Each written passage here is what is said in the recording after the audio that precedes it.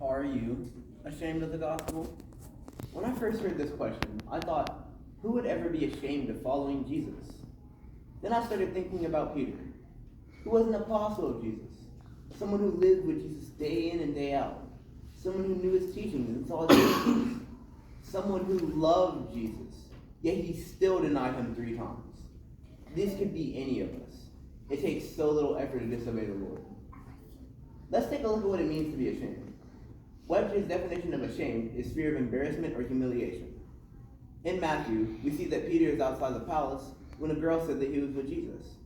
But he denied, saying, I don't know what you're talking about. When he went to the porch, another maid said that he was with Jesus. But again, Peter denied with an oath, saying, I do not know the man.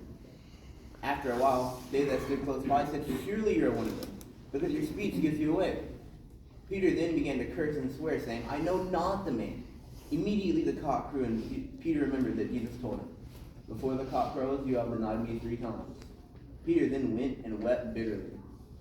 Peter wasn't ashamed in the way that he feared humiliation, but was probably in fear of his life. But isn't this still a form of being ashamed? In our own lives, have we ever been ashamed to claim Christianity? Are we ever afraid for someone to see us praying in public? If our friend asks us to do something that we know is wrong, do we just say no? Or do we explain this against our Christian beliefs? Do the people that are around us daily know that we're Christians?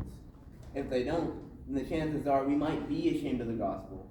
The truth is, no one knows how they will respond to a hard situation until they are put in that position. The night before Peter's denial, he was sure he would never deny Christ. But when the pressure was on, he didn't stand firm in his faith. Let's take a look at what the opposite of ashamed is. I think being proud would be an opposite of ashamed. Webster's definition of proud is a feeling of deep pleasure or satisfaction in the achievements or qualities of someone with whom you are close to.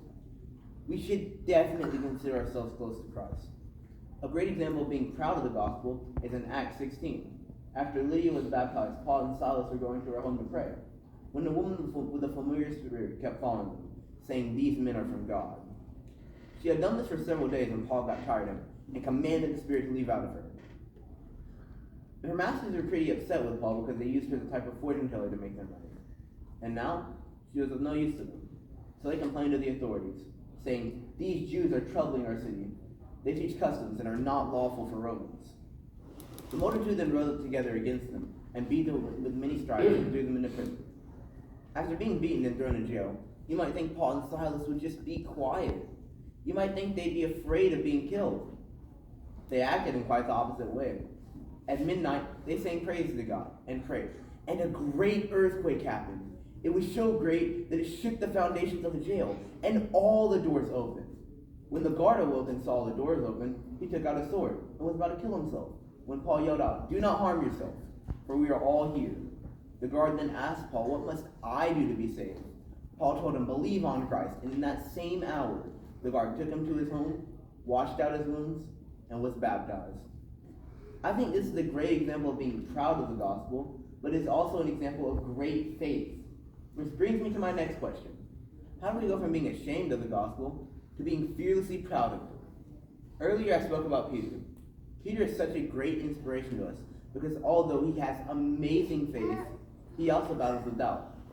For example, in Matthew, we see that Peter's faith is so strong that he actually asked to get out of the boat and walk on water to Jesus. But when he took his eyes off Christ and looked at the storm around him, he was afraid, which assimilated doubt and began to sink. Maybe this is why, in John 21, Jesus asked Peter 3 times to feed the sheep, one for each denial, so Peter would realize how important it is to erase all doubts. So how do we keep from getting scared? How do we keep from having doubts like Peter did? The opposite of doubt is faith. So how do we make our faith so strong that we don't doubt? Romans 10:17 says, faith comes by hearing, and hearing by the word of God. So one way to strengthen our faith is to study the word of God. James 1:2-3 says, consider it pure joy, my brothers and sisters, whenever you face trials of many kinds, because the testing of faith produces perseverance. So this lets us know that every test or trial that we face and overcome makes us stronger for the next test or trial. We should strive to have a faith so strong that we are not afraid to suffer from being a Christian. We should strive to have a faith so strong that we may boldly state Romans 1:16. For I am unashamed of the gospel of God, for it is the power of Christ unto salvation to anyone that believes. We will be tested with trials and temptations every day. How strong will our faith be when we are put under pressure? Will we be bold enough to be unashamed of the gospel? So I ask you again, are you ashamed of the gospel?